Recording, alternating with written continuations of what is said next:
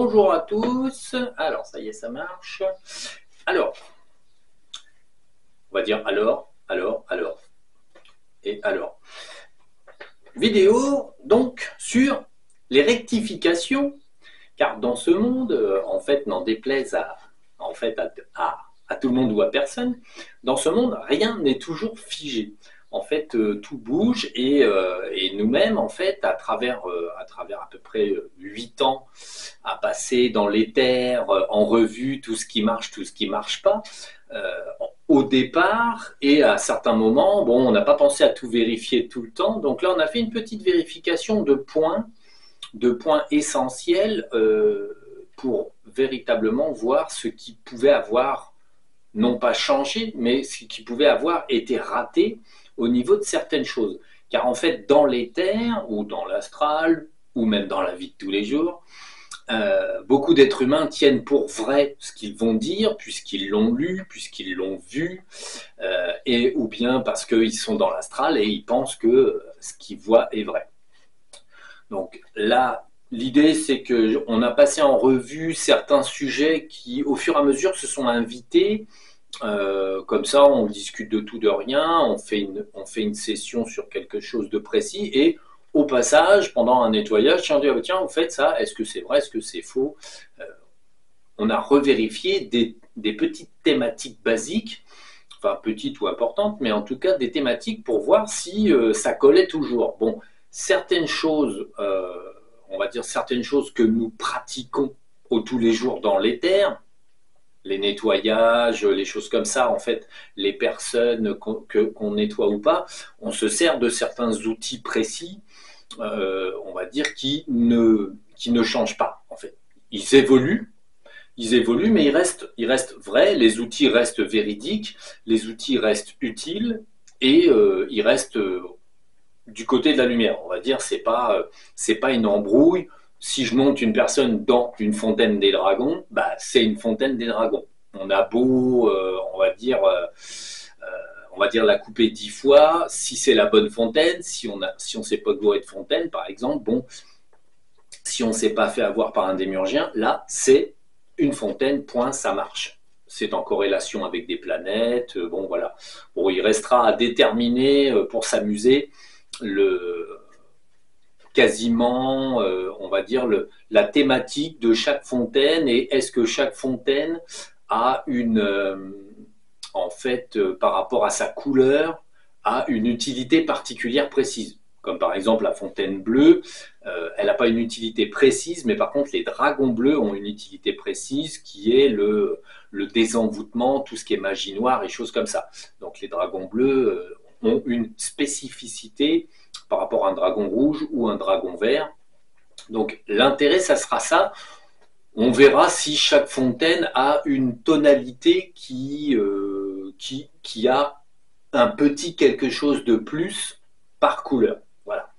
Ce sera bon, dragon bleu, on saura que c'est tout ce qui est magie, mais après on verra donc les autres, euh, quelle est leur dénomination d'utilité principale, entre guillemets, et si, bon, il y aura une petite dénomination, peut-être une petite direction spécifique, et l'intérêt, ce sera juste de le savoir. Bon, ça, c'est plus de, on va dire, c'est vraiment du détail technique, comme de savoir que chaque chakra porte un nom et fait quelque chose de particulier. On va dire, voilà, c'est de la connaissance de fond, c'est pas de la connaissance, bon, ça nettoie, on le sait, là, ça sera vraiment une petite connaissance de fond, quelque chose d'intéressant, sans plus, mais intéressant quand même.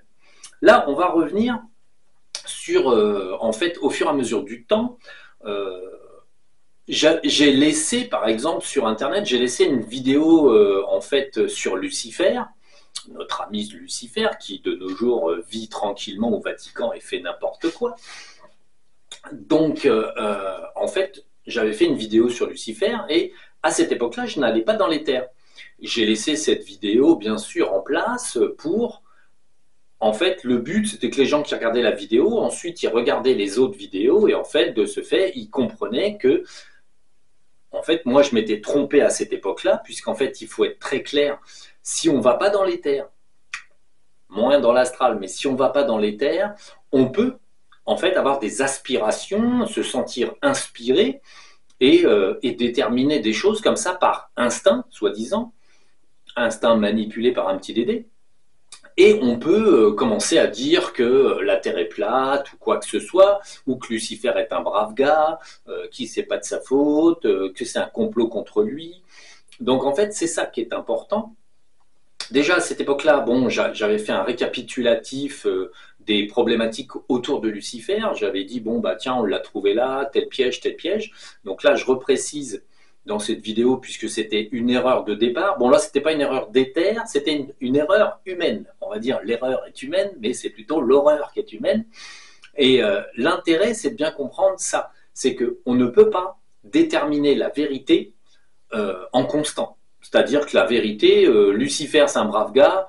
Oui, si on le dit, au-delà de ça, par exemple, on peut aussi dire que une fois qu'on a vérifié dans l'éther et défait tous les pièges qui sont autour des grands sujets, parce que bon, les grands sujets, en fait, sont beaucoup plus piégés dans l'éther que les petits sujets. Si vous vous demandez si vous allez dans votre jardin, vous regardez une fleur, vous demandez si, quel est son prénom ou à quoi elle sert. Par exemple, tiens, telle fleur, est-ce qu'elle est médicinale ou pas? C'est un petit sujet. Ce ne sera pas trop, on va dire, ce ne sera pas trop endémurgé.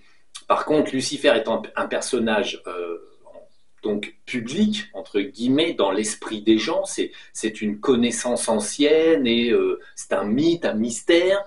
En fait, là, vous allez trouver des tonnes d'égrégores et surtout des tonnes de Dédés qui vont, au fur et à mesure, prendre tout un tas de... Puisque c'est un sujet important, ils vont prendre tout un tas de place dans l'éther et bien sûr se vanter d'être Lucifer. Le Dédé va dire alors c'est moi Lucifer, l'autre va dire aussi, et ça va vous emmener dans tout un tas d'endroits où en fait vous allez trouver des tas de Lucifer avec des tas de faux Lucifer.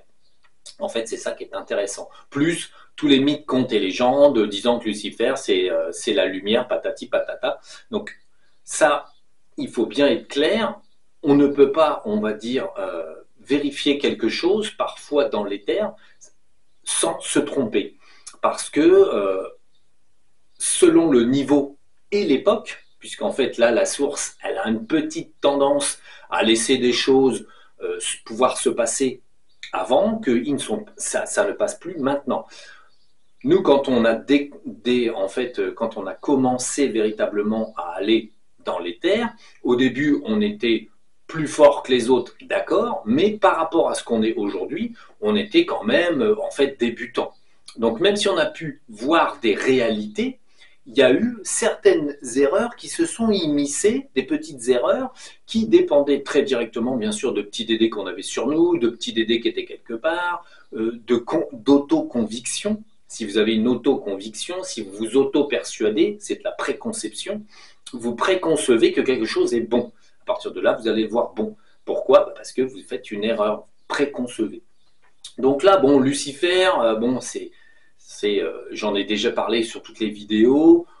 Je ne reviendrai pas tellement sur lui, mais ça a été une erreur que j'ai pu en fait très rapidement observer. Et en fait, au fur et à mesure que j'allais à droite, à gauche, qu'on cherchait, on l'a trouvé un peu partout en Antarctique, patati patata, puis bon, à la fin, on l'a trouvé là où il est, incarné au Vatican en ce moment. Je ne vous raconte pas le niveau du Vatican. C'est à visiter, surtout à ne pas visiter dans les terres. Je vous déconseille d'aller au Vatican, c'est merdique.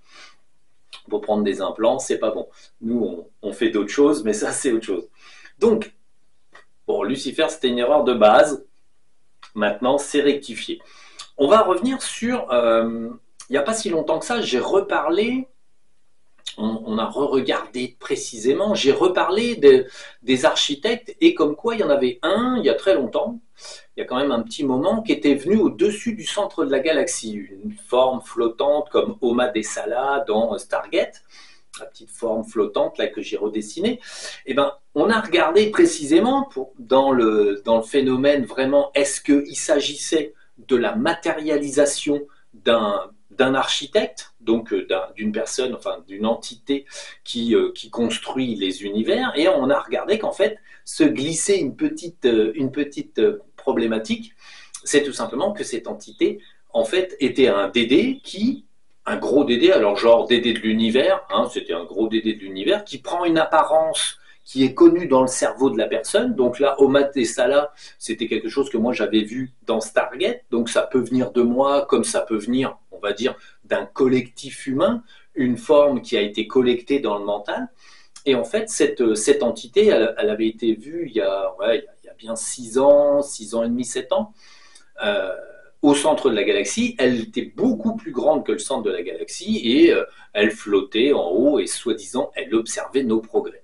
Donc cette entité-là, sous cette forme-là, alors la forme n'est pas à incriminer parce que c'était une copie. Là, le Dédé de l'univers, je dirais, il copiait une forme qui existe dans la nature. Hein. Certains esprits de la nature ressemblent à ça, le petit flottement rubaneux. Donc là, cette entité, simplement, est venue voir ce qu'on faisait. Et en fait, ce qui est amusant, c'est que par la suite, au cours de nettoyage,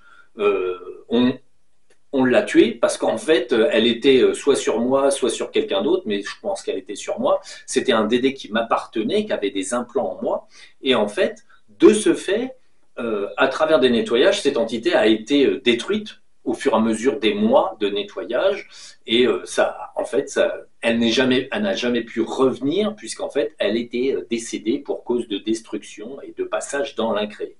Donc, cette entité précise, qui semblait être très lumineuse et beaucoup plus grande que le centre de la galaxie, en fait, était une expression visuelle assez intéressante, mais c'était un Dédé au départ. C'était une illusion démurgienne qui nous avait été présentée comme une entité lumineuse, formidable et conséquente en taille. Donc, bien noter qu'en fait, même si ça me concerne ou si ça concerne quelqu'un d'autre, c'est le même principe. Du moment qu'on a un Dédé, on peut être abusé autant qu'on veut. Donc, c'est pour ça qu'on a checké cette petite entité. C'est tout à fait intéressant parce que, en fait, c'est véritablement, cette entité représente 10 fois la quantité d'énergie et de lumière, 10 fois ou 12 000 fois surtout, qu'un ange, par exemple, peut émettre. Là, on parlait d'une entité qui se faisait littéralement passer presque pour Dieu, quoi. Donc, Dieu le Père, Dieu la Mère, ou Dieu de merde surtout. Donc, c'est ça qu'il faut bien comprendre. Dans l'éther, on peut avoir des représentations immenses, sans limite de taille, avec des représentations très lumineuses, très en fait séduisantes. À partir du moment où le niveau énergétique et d'évolution de la personne est légèrement inférieur à ce qu'il faudrait, l'entité peut dominer du coup la scène et induire des images très séduisantes et des choses très intéressantes qui semblent très intéressantes à voir. Donc voilà, celui-là, c'était un faux. Donc, bon, depuis, il est mort, mais il y a très longtemps qu'il est mort, mais c'était un faux. À un moment donné, on avait regardé aussi, en allant au centre de la galaxie, par exemple, j'avais remarqué qu'il y avait un petit truc dans le centre de la galaxie qui poussait. Donc, en fait, on avait vu, c'était soi-disant des œufs de dragon. Et puis, qu'il y avait une dragonne qui était là et qui faisait des œufs de dragon. Donc, on avait regardé le truc. Et puis, ça semblait persister. À chaque fois qu'on montait, on trouvait les petits dragons en train de jouer, tout ça. En fait, on observait ce qui se passait, en fait, à cet endroit-là. Donc, comme on y montait quasiment tous les jours, ou tous les 2-3 jours, donc bon, bah, on regardait l'évolution des petits bébés dragons, patati patata, bon, voilà, on regardait tout ça. En fait, ce qui est très intéressant, c'est que là, au niveau du centre de la galaxie, on n'était pas tout à fait au centre.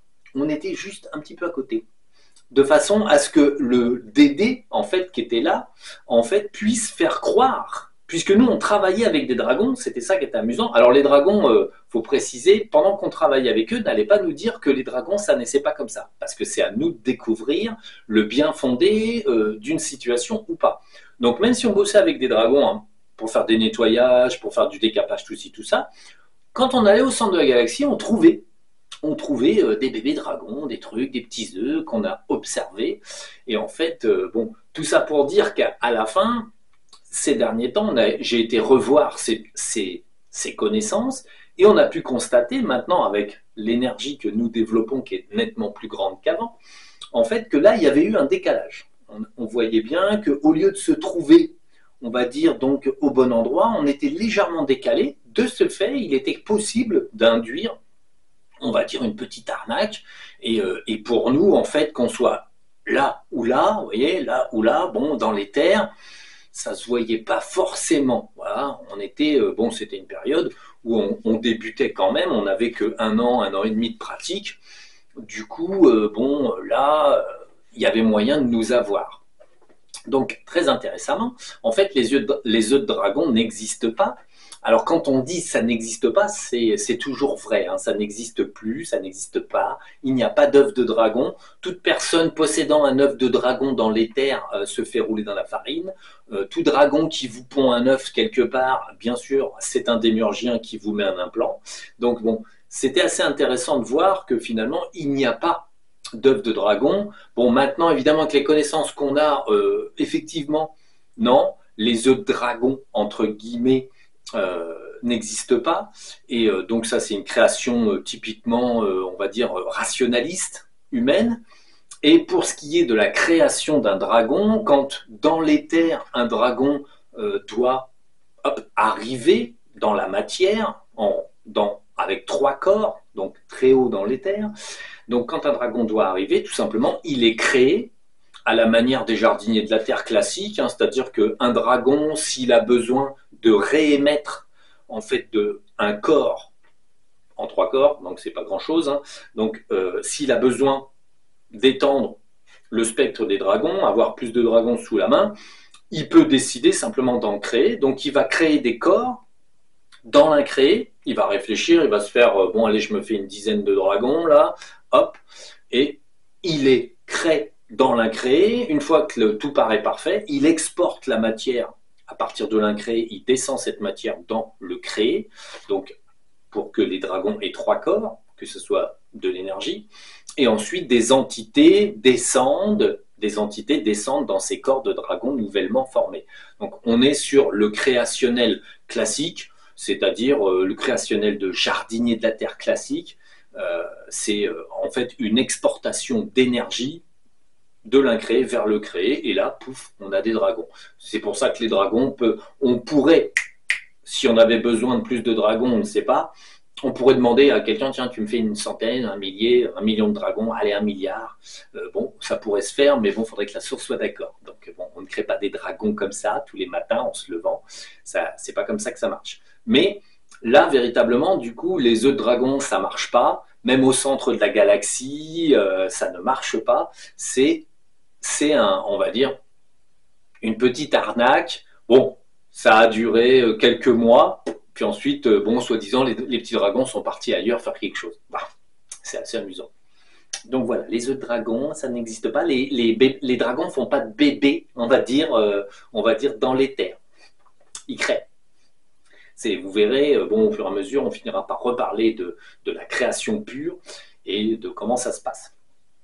Bon, c'est petits détails, ça ne sert pas à grand chose de parler de ça, mais ce sont des petits détails pour bien comprendre comment tournent en fait les univers et la création elle-même. Alors, à la même période, un petit peu plus tard, on avait eu un comment dire, un grand observateur, c'est comme ça qu'on l'avait appelé, parce qu'on avait une entité qui semblait prendre forme au centre de la galaxie, un peu embryonnaire, donc toujours dans les hautes énergies quand même. Alors, je tiens à préciser que c'était quasiment toujours au centre de la galaxie, parce que le centre de la galaxie, c'est une zone très énergétique, mais c'est une zone qui peut être polluée en périphérie très proche. Même un DD peut tenir au centre de la galaxie, vous faire des sourires. S'il est vraiment très haut et qu'il a beaucoup d'énergie, il peut tenir et vous faire des sourires. Donc c'est bien, je précise que personne ne va au centre de la galaxie, à part, on va dire, les gens qui en sont capables. Donc bon, les équipes en ce moment qui voient Dieu le Père ou des trucs comme ça, vont pas au centre de la galaxie, donc c'est pire, ils confondent pas encore plus, ils ne voient pas.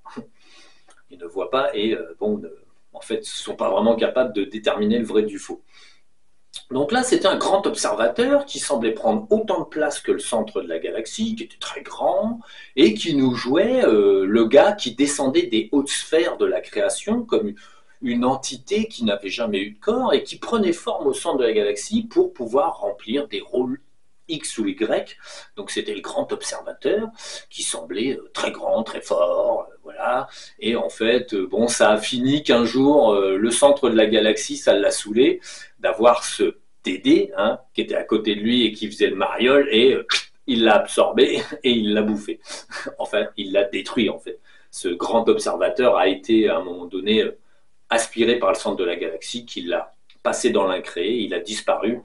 Donc c'était encore une petite arnaque énergétique, alors petite grande arnaque énergétique, hein, faut préciser. Donc ça, c'était pas bon, c'était encore, on va dire, c'était toujours mystifier les situations, parce que les DD peuvent mystifier les situations, même sur des plans énergétiques très élevés. Donc voilà. Alors, plus matériel, on va dire, plus matériel. Là, c'était assez intéressant. Ouais, ça a duré longtemps, cette illusion, c'était intéressant. Il y a que peu de temps qu'on a vu que ça marchait pas, quoi. Donc, il y a une caverne qui est au Tibet, dans laquelle habitent des petits Tibétains, comme je vous ai déjà dit. Ça fait 90 ans qu'ils sont là. Et en fait, à un moment donné, on avait vu que un petit groupe d'individus avait été choisi, en fait, des jardiniers de la Terre, certainement, avait été choisi pour, en fait, aller vers la caverne des Tibétains et rentrer dans cette caverne et subir une formation de jardinier de la Terre. Ils venaient un petit peu d'Écosse, ils venaient un petit peu, là ils étaient 5, soi-disant, et en fait ils étaient là et ils progressaient en tant que jardiniers de la Terre. Bon, on s'était dit, bah, c'est bien, il y a quand même une équipe d'individus qui a été choisie pour aller là.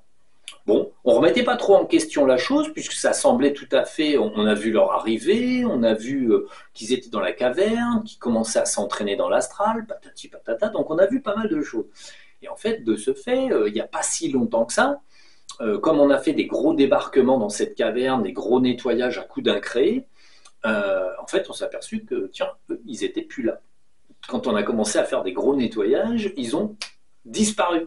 Et en fait, pourquoi? Parce qu'en fait, c'était des DD qui étaient en fait des DD qui étaient un petit peu connectés sur des jardiniers de la Terre, donc les jardiniers de la caverne, donc les Tibétains, ils étaient connectés dessus et ils étaient connectés sur nous. C'était des êtres qui, enfin des murgiens, hein, des petits DD, qui en fait puisaient dans l'ensemble des personnes présentes pour montrer un déroulé de vie, qui nous montrait à nous un déroulé de vie soi-disant d'une arrivée, d'une persistance d'individus comme ça dans la caverne, patati patata. Donc en fait, c'est resté, donc quand à un moment donné, là il n'y a pas si longtemps que ça, on a été obligé de faire un petit nettoyage parce que bon, on a des actualités avec nos petits Tibétains, on va dire, on passe, on nettoie, on les aide. Et en fait, ces personnes ont disparu tout simplement parce que ça restait des DD. Et comme l'énergie qu'on emploie, l'incréé par exemple, domine vraiment les DD de très loin, en fait, on s'est retrouvé à tout simplement éliminer ces 5 personnes sans s'en rendre compte. Et puis après, j'ai demandé, tiens, moi je m'en étais même pas rendu compte qu'on les avait éliminées, parce qu'en fait elles ont cramé dans un nettoyage. Et puis j'ai demandé comme ça aux intervenants, là, tiens, vous voyez les 5 Tibétains, enfin les 5 arrivants, là, ils en sont où et tout? Ben non, on voit personne. J'ai fait vérifier, en fait, non, il n'y avait pas d'arrivants. Alors on a regardé un petit peu, puis on a vu que c'était donc une arnaque, entre guillemets, et qu'on avait soi-disant 5 personnes du monde des vivants qui étaient venues là, qui avaient fait des tas de trucs, et pendant des années, à chaque fois qu'on venait, on les voyait faire des choses, et simplement c'était des petits dédés qui jouaient la présence dans la caverne et qui faisaient semblant d'être là, quoi. Donc voilà, simplement, évidemment, en faisant semblant d'être là, ils étaient là quand même en tant que dédés, et certainement qui polluaient en fait les gens de la caverne. En fait, c'était des DD qui leur appartenaient, puis que nous, quand on arrivait, on avait peut-être des implants de ces petits DD-là, donc on participait, on voyait soi-disant leur présence, parce que c'était des DD, en fait, véritablement des démurgiens qui avaient une énergie supérieure, et ils pouvaient quand même générer des illusions assez convaincantes. Donc voilà, c'était donc les petits occupants qui n'existent pas. Donc dans la caverne des Tibétains, il ne reste plus que des Tibétains, hein, et donc avec Sananda, donc Bouddha, 5 moines bon, qui sont les chefs de la caverne, on va dire, et un petit groupe de civils qui sont, parmi eux, il y a la sœur de l'Observampa et d'autres personnes du Tibet, en fait les officiels, entre guillemets, jeunes et importants du Tibet. pour qu'un jour, quand le Tibet sera libéré, donc bon, dans 8 ans, en fait, ils puissent ressortir et dire « Ah ben ça, c'est chouette, ça y est, on a récupéré notre pays. » Donc bon, quand ils vont voir la gueule de Lhasa, ils vont déchanter quand même. C'est pas comme avant. Donc bon, ces personnes-là sont vraies. Imaginez quelqu'un qui sort d'un endroit, ça fait 90 ans qu'il n'est pas sorti. Donc ça va être assez amusant. Hein. Ça va leur faire un petit choc quand même.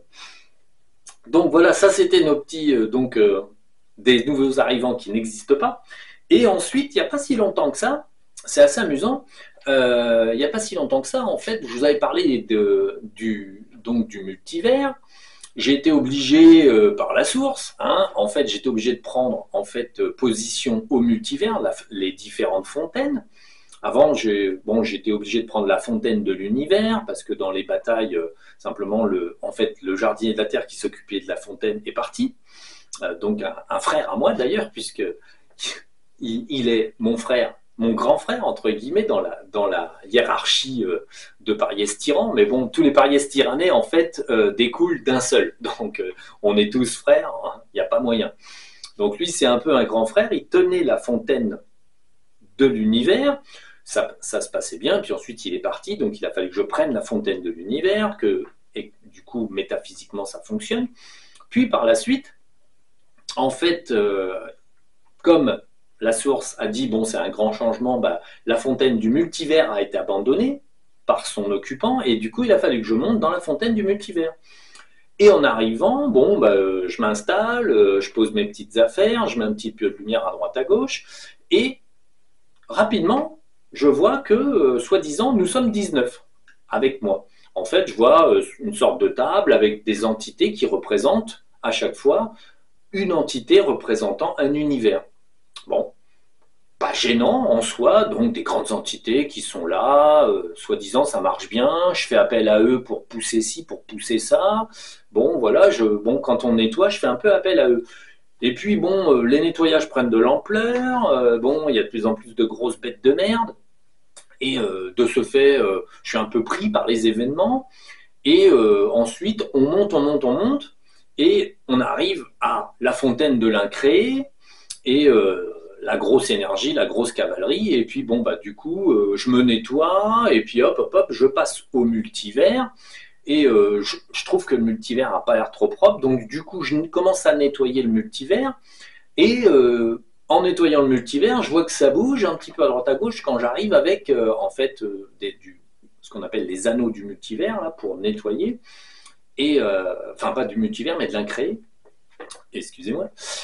Donc j'arrive pour nettoyer avec de l'incréé, on va dire de la fontaine d'incréé, donc même de l'incréé un peu au-dessus, donc des énergies qui crament tout, et en fait là, je vois que ça bouge quand j'arrive. Ah, je dis tiens, c'est bizarre. Donc bon, je fais le tour de la table, je passe de l'incréé partout, et bon, ça finit que je coupe les têtes à tout le monde. En gros, j'ai dégommé tout le monde, j'ai trucidé tous les gars qui étaient là. Et de toute façon, je me suis dit, s'ils résistent pas, c'est qu'ils sont pas de la lumière. Alors, c'est assez intéressant de voir que quand je suis arrivé à la source du multivers, j'utilisais une certaine puissance. Du coup, certaines entités qui étaient là, qui étaient en fait des entités avec des cordes d'argent, hein, donc des parasites astraux de très grosse taille, ils se sont installés là parce qu'ils se sont dit, ça c'est jouable, on va pouvoir lui faire croire qu'on est plusieurs, qu'on est des potes, et puis que, on va dire, ça colle, qu'on peut rester là, donc me parasiter et parasiter le multivers, c'était faisable.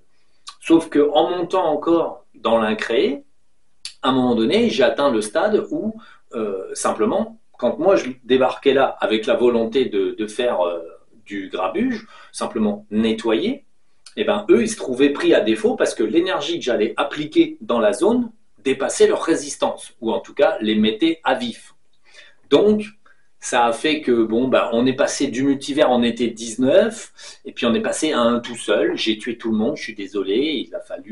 Il a fallu en fait nettoyer le centre du multivers, l'endroit où, on va dire, on installe le petit fusible, là où je suis moi. Et en fait, du coup, j'ai tout nettoyé, et puis j'ai vu, personne, il restait personne. Donc, je suis désolé, j'ai encore nettoyé quelque chose.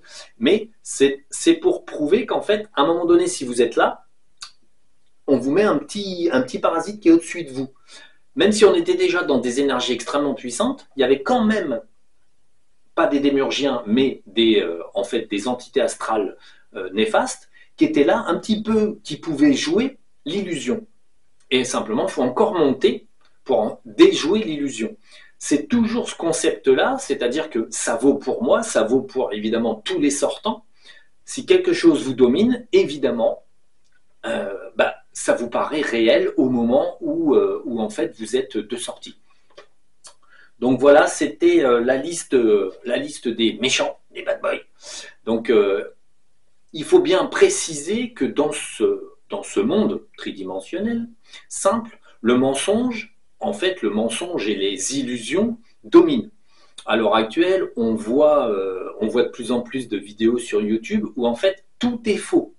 C'est-à-dire des petits raz-de-marée qui n'existent pas. Bon là, comme la Terre bouge et est amenée à bouger encore un peu plus, en fait, on va voir sur YouTube des tas de vidéos créées par des IA, des machins, des trucs. Alors c'est plus ou moins bien fait, mais il y a des fois c'est quand même pas trop mal. Et en fait, on va être dans les fausses images. Il y a de plus en plus de vidéos où on a des fausses images. Ça s'apparente à des DD. En fait, c'est le même concept. C'est-à-dire que dans l'éther, vous pouvez sortir et on va vous vendre du vent. Hein, je ne parle pas de tous les sortants actuels qui font des vidéos sur tout et n'importe quoi. Ils voient des illusions énormes. Il y a des fois, d'ailleurs, c'est très clair, puisqu'en fait, on retombe sur des thématiques illusoires.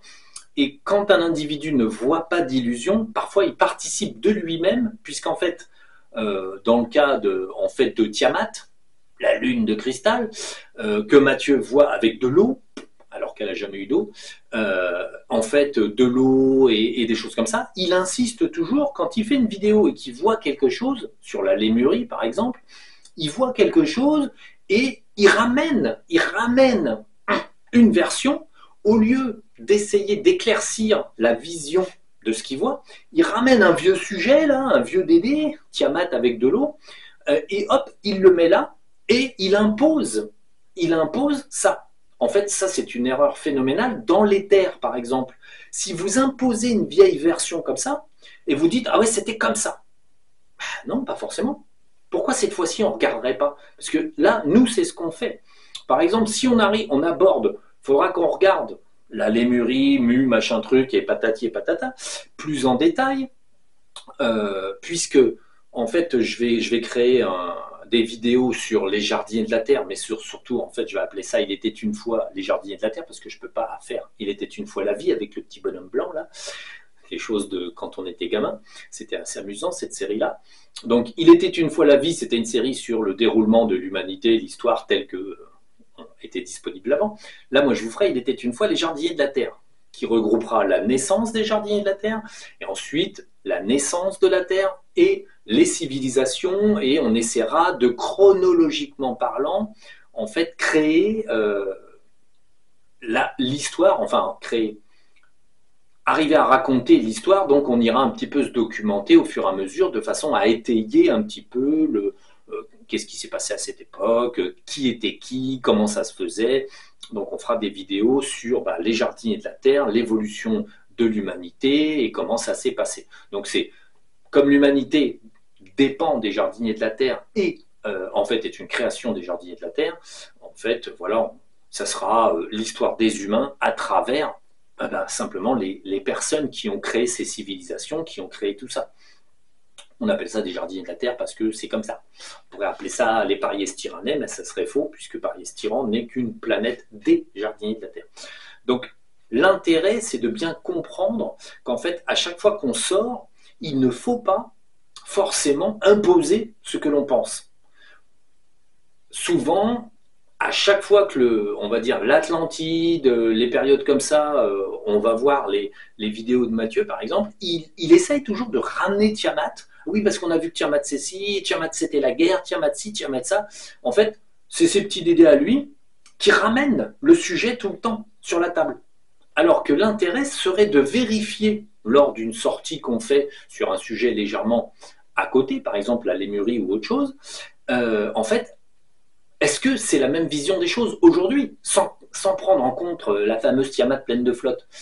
Et en fait, cette erreur-là, c'est la préconception. En plus, il y a un Dédé qui lui dit si, si, vas-y, mets Tiamat là-dedans, range-la là, ça va s'arranger. En fait, c'est une erreur de base. Quand on est dans l'éther, il faut vérifier ce qu'on a là, ce qu'on est en train de regarder, on coupe, on tranche, on fait attention à ce qui se passe, et il ne faut pas imposer une version. Il ne faut pas dire ah oui, mais c'était comme ça.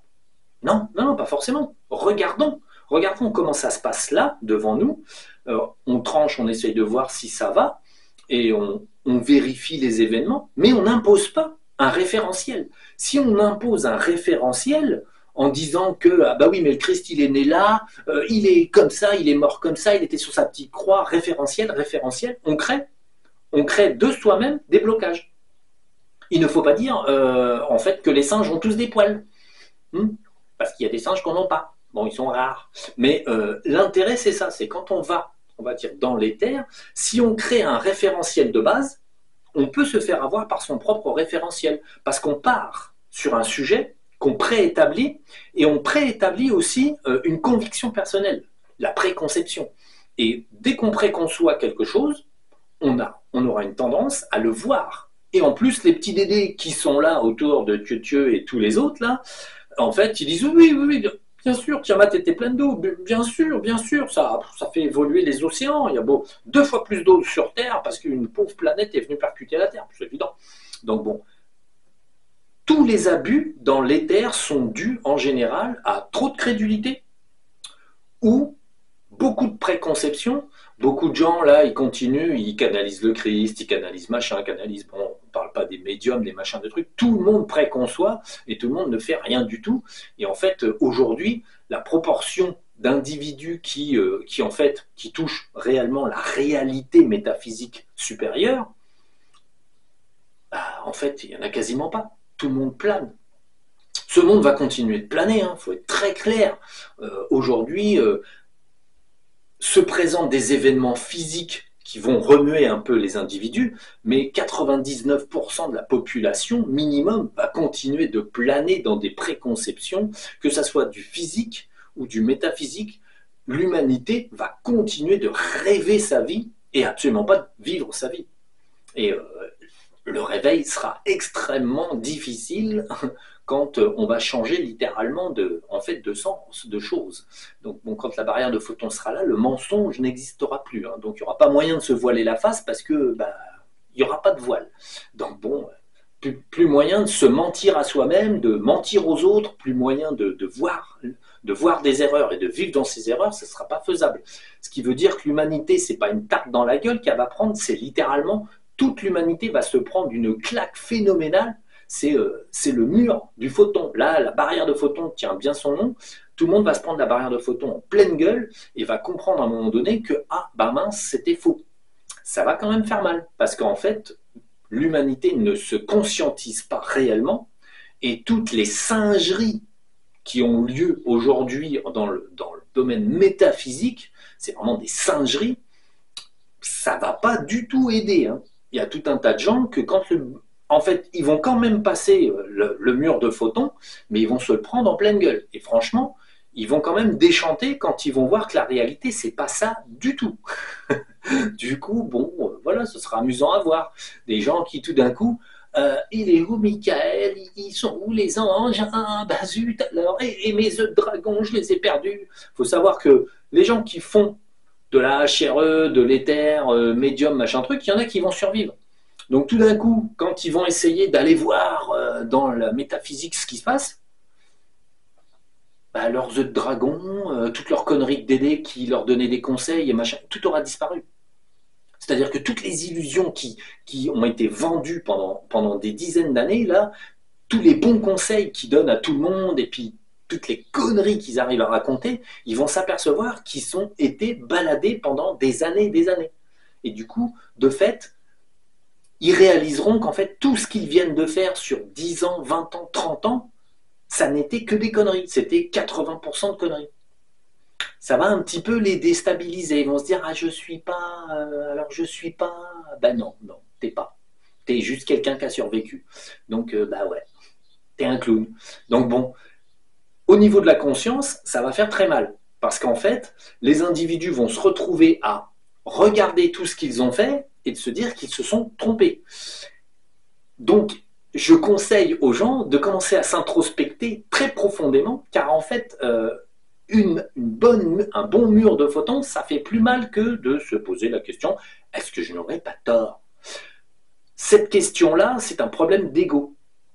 Avoir tort ou raison. Est-ce que j'ai tort, est-ce que j'ai raison? Quand moi je fais une vidéo, je vous dis ce qu'on voit aujourd'hui. Et j'ai déjà répété, ce qu'on voit aujourd'hui n'est pas forcément valable pour demain. Car en fait, si vous restez dans l'ego, pas de remise en question. Ça va. Ce que j'ai dit, c'est vrai, et je vais essayer de m'en arranger quoi qu'il arrive. Vous regarderez que l'ensemble des personnes qui font de la HRE, des médiums, des cons et des machins et trucs, ils vous disent des trucs, ils se contredisent, ils vous racontent n'importe quoi, mais jamais ils vous disent ah tiens, au fait, ah ben ça marche pas. Ça marche pas, tiens, ça c'est pas bon. C'est pas bon, c'est. Non, non, on avait vu ça, mais c'est pas bon. Pourquoi? L'ego, bien sûr. La personnalité égotique, hein, bon, la personnalité c'est une chose, mais l'ego, hein, la conscience égotique un peu sur-augmentée, a une problématique, c'est qu'en fait, l'individu ne voudra pas admettre qu'il a pu se tromper. Pour ma part, il y a des choses où on s'est trompé, où je me suis trompé, je suis revenu dessus. Parce que c'est indispensable. Personne sur cette terre n'est parfait. Quand je dis parfait, quelqu'un qui serait parfait serait quelqu'un qui a accès intégralement à la vérité. Ça, c'est un niveau qui peut être atteint, c'est faisable, mais pas dans un corps d'être humain, pas comme ça. En fait, c'est accessible, mais ça prend énormément de temps et ça n'est absolument pas toutes les techniques débiles d'atteindre le soi et patati et patata. Ça, c'est des mensonges les uns derrière les autres. En fait, le principe, c'est qu'on doit se remettre en question. Ai-je tort? Ai-je raison? Quand je regarde des choses ou quand je m'aperçois que j'ai tort, il faut encore que je le reconnaisse. Il faut savoir reconnaître ses torts. On peut avoir tort, on a le droit d'avoir tort. Et c'est à travers ces torts qu'on avance. Si on ne se pose pas la question si on a eu des torts, ça veut dire qu'on a toujours raison. Ça veut dire qu'on est parfait. Ça veut dire que bon, on peut continuer de comme ça être parfait tout le temps. La seule problématique, c'est qu'en fait, si on n'est jamais pris à défaut, ça veut dire qu'il y a un souci. Aucune personne dans le monde, aucune, sur tous les milliards de bouffons qu'on a sur Terre, ne peut être véritablement sûr d'être totalement dans la raison, dans vraiment parfait. La seule personne, les seuls individus qui soient connectés à la lumière et qui voient les choses suffisamment au loin sont ceux qui sont dans l'Agartha, pas les Agarthiens ordinaires, mais plutôt le petit groupe de dirigeants de l'Agartha, donc les jardiniers de la Terre qui sont connectés là-bas, sont dans un environnement qui leur permet d'avoir raison. Parce qu'ils voient le futur tout simplement à l'avance et ils sont en connexion très élevée. De ce fait, ça leur permet de ne pas dire quelque chose quand c'est pas vrai parce qu'ils le sentent tout de suite. C'est pas vrai, donc je le dis pas. Tiens, ça c'est vrai, ça c'est pas vrai. Sur Terre, cette connexion n'existe pas. Il n'y a personne qui est connecté au point de ne pas avoir tort. Moi-même, j'ai beau en fait caracoler, on va dire, au niveau des énergies, à un niveau qui est absolument immense par rapport à la plupart des êtres humains, en fait, je n'ai pas la faculté d'avoir raison en permanence et de, on va dire, de pas devoir me méfier. Je suis obligé de me méfier, on va dire, d'une version ou d'une autre. Je ne peux pas, à un moment donné, en fait, avoir certaines certitudes sur certaines choses. Il faut que ça soit vérifié une fois, deux fois, trois fois. Il faut qu'on s'en serve, il faut qu'on utilise cette connaissance et qu'elle tienne à travers les utilisations et les augmentations d'énergie. Si un truc tient, on va dire plusieurs années et que on utilise cette connaissance, ce concept plusieurs années d'affilée et que ça tient, ça a toujours le même résultat, ça se passe toujours de la même façon, c'est correct, ça donne satisfaction, il n'y a pas de bug, il n'y a pas de souci, bon, c'est que c'est une vraie connaissance. Si par exemple, une connaissance est utilisée un peu, beaucoup, et puis tout d'un coup, paf, s'effondre, ou se modifie, ou est bizarre, bon, bah, il faut vérifier, vérifier, vérifier, vérifier. Si on ne vérifie pas, ça veut dire qu'on est complètement dans l'illusion de soi-même. Hein. Déjà, c'est l'illusion de soi-même. Je suis merveilleux, je ne vais pas me remettre en question, je gobe tout ce qu'on me dit. Et en fait, bon, je gobe soit ce que je vois dans les terres, je gobe ce que je vois dans l'astral, je gobe, je gobe, je gobe. Et en fait, je ne me remets pas en question et donc j'évolue pas. Se remettre en question soi-même, c'est évoluer. Se dire j'ai tort, c'est évoluer. Si on n'a pas tort, on n'évolue pas. D'où l'intérêt d'avoir tort, quelque part. En fait, bon, après, évidemment, bon, certains, dans les ashrams bouddhistes, les trucs comme ça, ils font de l'humilité, comme on va dire, Mark Coburn le dit. Dans certains ashrams bouddhistes, vous allez voir beaucoup de moines faire de l'ultra-humilité, de la méga-humilité. En fait, c'est un paravent d'humilité pour faire croire qu'ils sont humbles et simples et patati et patata, parce que c'est la marque de l'évolution. Être humble, simple, l'humilité à tout, la médaille d'or de l'humilité, des choses comme ça. Donc bon, ça, c'est encore une exagération. C'est pas la réalité des faits. Il faut reconnaître ses raisons, il faut reconnaître ses torts. Quand on a raison, il faut savoir le reconnaître. Il ne faut pas être là tout le temps dire ah ben non, mais moi de toute façon je ne sais pas. Non, soit on sait, on pense savoir, donc on essaye de fortifier ses connaissances, soit bon, il y a un truc qu'on ne sait pas. Donc si on ne sait pas, ben, on apprend, on se pose des questions et on essaie de vérifier. Voilà, bon, on ne peut pas tout savoir sur tous les sujets. Du coup, bon, bah, parfois, on fait confiance à une personne qui nous amène un sujet, et en fait, bon, en creusant un peu, on s'aperçoit que ça, c'est faux, ça, c'est vrai, ça, c'est ci, ça, c'est ça. C'est pour ça que l'évolution, ça prend du temps. Comme on ne peut pas gérer tous les sujets en permanence, on est quand même dans l'obligation, parfois, de faire confiance, mais on peut avoir du pif et se dire, ça, c'est pas top, top. Donc, c'est ça l'intérêt. Il faut avoir tort. Si vous n'avez pas tort, si vous continuez de penser que vous êtes sur le droit chemin et patati patata et que vous ne remettez pas en question votre propre esprit et votre propre façon de fonctionner, vous tournez en rond à l'intérieur de vous-même. Tourner en rond, c'est revenir sur soi-même. Donc ça, c'est de l'ego. Parce que je reviens sur moi-même, parce que je suis moi-même, parce que je suis merveilleux, je n'ai pas besoin d'évoluer. Donc en fait, ceci est valable pour tout le monde, que ça soit en fait un être humain perdu dans la campagne, nos grands dirigeants, bon là, qu'est-ce que tu veux qu'on dise? La planète est si bien dirigée, on peut pas leur en vouloir d'être les pires tâches de l'univers. Donc bon, ça, eux, c'est pas un problème qu'ils aient tort ou raison, ils n'existent pas sur le plan de l'évolution. Ce sont même pas des fourmis. Une fourmi a bien plus d'intérêt que les personnes qui dirigent ce monde. Une fourmi, on peut y faire attention.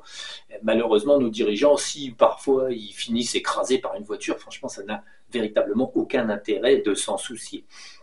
Malheureusement, certaines personnes ont, à mes yeux, on va dire, beaucoup moins de valeur, en fait, qu'une simple fourmi. Donc bon, il faut prendre conscience qu'en fait, peu importe qui on est, au niveau humain, qu'on soit paysan, qu'on soit artisan, qu'on soit intellectuel, écrivain ou quoi que ce soit, on peut toujours en fait continuer d'évoluer. Et ça, c'est à travers l'épreuve, d'un côté, soi-disant, mais surtout à travers l'introspection et à travers le fait de commencer à se demander si ça c'est stable ou ça c'est pas stable dans son esprit.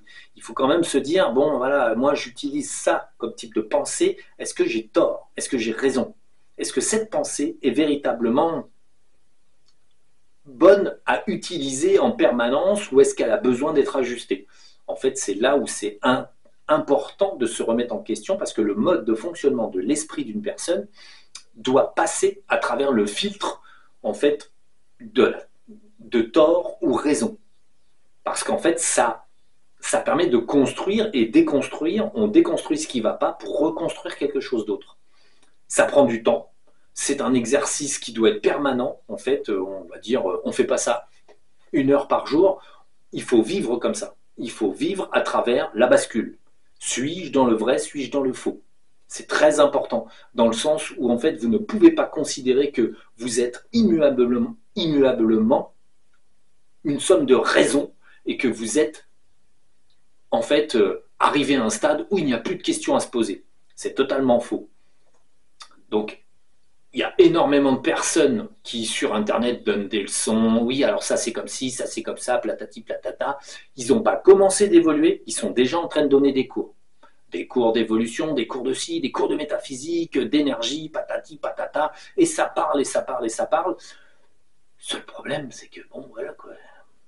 Tout ce qu'ils racontent, en fait, n'est qu'un tissu d'un amalgame de conneries qui, en fait, problématiquement, ils s'érigent en maîtres, ils font des vidéos, ils parlent aux gens, c'est une façon de perdre l'ensemble des humains dans tout un tas de fausses connaissances. C'est à ça que sert l'outil Internet, hein, et c'est pour ça que moi je suis peu vu, parce que tout simplement, j'attaque, on va dire, tous les sujets qui vont pas. Je dis des choses méchantes à propos de tout un tas de choses et de tout un tas de personnes. De ce fait, comme je suis dérangeant, en fait, je suis classé complotiste, classé ci, classé ça, et à la fin, on réduit mes vues parce qu'en fait, j'aborde tout un tas de sujets. Si je n'abordais qu'une fois de temps en temps, je ne sais pas, par exemple, les Illuminati, une fois de temps en temps, je dis Illuminati, je dis mauvais. Bon, si je n'abordais que ce sujet, là, je serais par l'IA, en fait, par exemple, gommé à ce niveau-là. Hop, je serais réduit. Parce qu'elle dit, ah non, mais non, je ne peux pas proposer ça, parce qu'il a dit Illuminati, parce qu'il a dit mauvais. Bon, le seul problème, c'est qu'en fait, au fur et à mesure des années, j'ai abordé les formations, les Illuminati, le Vatican, les gouvernements, un petit peu de science, un peu de ci, un peu de ça, et j'ai commencé à, en fait, donner tout ce qui ne va pas, en fait. De ce fait, comme je n'arrête pas de critiquer, alors critiquer, en fait, le fait de critiquer, ça peut être constructif. Quand je critique, si je dis qu'un tel est complètement con, bon, c'est une critique, c'est mon avis. Bon, j'y en veux pas néanmoins, dans le sens où, par exemple, on a Lucifer qui est au Vatican, il est complètement con, mais bon, ça reste une entité incarnée dans un corps, il est venu faire n'importe quoi. Pourquoi? Parce qu'il est en apprentissage. Il essaye de comprendre, bon, de faire n'importe quoi, il se sent, je suis méchant, je suis le grand méchant, et en fait, bon, oui, non, non, t'es pas si méchant que ça, t'es pas si terrible que ça, même si t'es une tâche, et peu importe. Et en fait, l'intérêt, c'est de bien comprendre que quand les personnes qui s'incarnent font quelque chose de mal, c'est quand même prévu par la source. Donc, bon, même si quelqu'un est un con, entre guillemets, et que ça me coûte des vues, hein, je le dis quand même. Donc, bon, alors, il aurait fallu, par exemple, que je fasse comme Mathieu Monade et tous ceux qui font des chaînes avec des bisounours et des petites licornes, il aurait fallu que jamais je ne dise ça c'est pas bon, ça c'est méchant, ça c'est ci, ça c'est ça. Il n'aurait pas fallu que j'emploie certains mots, il n'aurait pas fallu que je dise ce que je pense, il n'aurait pas fallu qu'on fasse, en fait, qu'on dise la vérité. Donc en fait, il faut choisir. À un moment donné, moi, je fais pas de choix, j'en ai rien à foutre. Ceux qui sont pas contents sont pas contents. Moi, je dis ce qu'il en est. Si par hasard l'IA de YouTube est pas contente parce qu'elle a été réglée sur un certain rythme, c'est évident. Hein, bon, on lui a dit tiens, tu vires ça, tu vires ci, tu vires ça, tu vires ci. Bon, l'IA elle n'est pas contente. Pourquoi? Parce qu'on lui a appris à pas être contente. Donc bon, mais je vais pas revenir en arrière, je vais pas cesser de critiquer. De toute façon, ça sert à rien. Je suis déjà bloqué au niveau, on va dire, des vues. Et l'intérêt, c'est toujours quand même de construire en fait un message qui est un message clair. Je ne vais pas revenir en arrière, je ne vais pas faire marche arrière, tout simplement pour faire des vues. En fait, de toute façon, pour être vu par un très grand nombre qui ne comprend rien, ça ne sert à rien. Vaut mieux être vu par les bonnes personnes au bon moment. C'est plus rentable, entre guillemets. Bon, rentable pas pour soi-même, mais c'est plus rentable pour les personnes qui voient les vidéos. Et l'intérêt est là. Il ne faut pas rater son sujet, quoi. Bon, les chaînes qui marchent bien ratent le sujet. Par contre, elles ne ratent pas les vues. Donc, elles ne ratent pas le commerce, l'argent, toutes ces choses-là. Elles collent à une société qui est en train de se noyer, qui va disparaître, mais elles s'en sont pas conscientes. Donc, en fait, bon, c'est comme ça que ça se passe. Pour ma part, en fait, je suis obligé de travailler à côté, je suis obligé, en fait, de réduire, mon rythme de vie, parce que la source me l'impose. C'est une sorte d'épreuve. Bon, allez, Avant, tu avais des revenus parce que tu étais artisan, maintenant, tu n'as quasiment plus de revenus. Et en fait, l'intérêt de la chose, pour ma part, par exemple, c'est de me préparer, par exemple, quand tu n'auras plus de sous. Parce que quand tu n'auras plus de sous, il n'y a plus rien qui vaudra rien. Donc ça servira à quoi d'avoir un gros compte en banque et ça servira à quoi d'avoir des tas de lingots d'or qu'on ne pourra pas manger. Donc en fait, il va falloir se poser des questions pour les années qui viennent. Donc je reviendrai sur le sujet, en fait, bon, on va compléter des vidéos sur le sujet de les futures épreuves de l'humanité et à quoi ça conduira. Donc bon, entre guillemets, une humanité qui devrait se préparer et qui ne se préparera pas, hein, parce que bon, c'est pas moi la tête d'épingle d'information que je donne qui va changer quoi que ce soit. Simplement, certaines personnes se prépareront au moins à, on va dire, mettre la tête entre les épaules quand ça arrivera, mais on va dire, ce qui est important, c'est de savoir que ce qui va arriver ne peut pas être décalé, ne peut pas être repoussé à l'infini, car il y a des constantes, par exemple la barrière de photons. La barrière de photons, on l'a vu il y a 8 ans, la barrière de photons, elle est toujours là, et simplement, nous, on se rapproche. Et ça, quoi qu'il arrive, ça ne veut pas lâcher. La barrière de photons est toujours au même endroit, elle ne bouge pas, et nous, on avance vers la barrière de photons. Et aujourd'hui, quand on prend notre petit décamètre dans l'éther, on est à 8 ans de la barrière de photons. Et ça, on n'y peut rien. 7-8 ans, peu importe, de toute façon, quand on sera à 7 ans, ça va quand même suffisamment bouger pour que certaines personnes se disent, tiens, c'est peut-être pas con cette histoire de barrière de photons. Donc bon, donc l'idée, c'est ça, c'est qu'en fait, quoi qu'il arrive, autant cette chaîne que le reste finira par disparaître, et c'est pour ça qu'il faut s'habituer à un moment donné à ce qui va venir. Et s'y habituer, c'est dire j'ai tort ou j'ai raison, donc il faut commencer à travailler, on va dire, le côté j'ai tort, j'ai raison. Ai-je trop d'ego?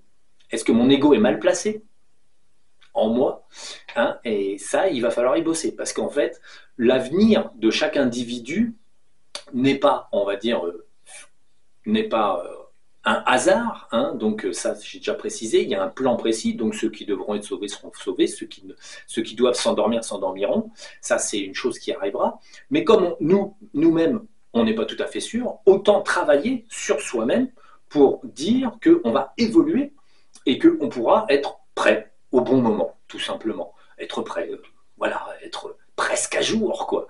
Et du coup, ne pas être trop surpris par ce qui va arriver, parce qu'on l'aura senti arriver, et d'un autre côté, on se sera préparé à ce qui va arriver. Donc, on aura l'esprit clair pour les grands événements, on va dire, de très grande clarté, qui apporteront de la clarté chez les gens, mais en fait, plus un esprit va être perfectionné, plus au moment où la barrière de photons nettoiera l'humanité, plus l'individu sera moins impacté par ce domaine-là. C'est ça qui est important. Pour ma part, je m'y prépare. Pour la part des gens qui travaillent avec moi, ils se préparent au fur et à mesure que la vie les prépare. C'est plutôt qu'il faut comprendre que c'est un mode automatique, hein. En général, les gens ne font pas quelque chose par la volonté.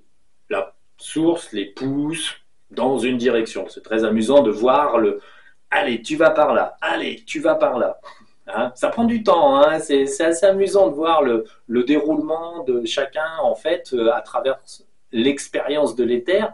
Ça pousse, c'est lent, mais il reste un peu de temps, donc bon, cette lenteur sera certainement mise à profit pour que, on va dire, l'évolution de chaque individu puisse se faire en temps et en heure correctement. Donc voilà. C'est assez amusant à regarder, à constater, mais il faut vraiment avoir vraiment l'œil. Donc, bon, on va interrompre, sinon ça va faire plus d'une heure, et donc ça va pas. Donc, voilà, portez-vous bien, amusez-vous bien, avec le temps qui sera très variable. Les variables sont à la pluie et au beau temps, et vous verrez, ça va merder toute l'année. Ça, c'était pour les énergies, juillet, juin, machin, truc. Hein. Ouais, c'est important de faire les énergies. Donc, bon, ça va être le bordel.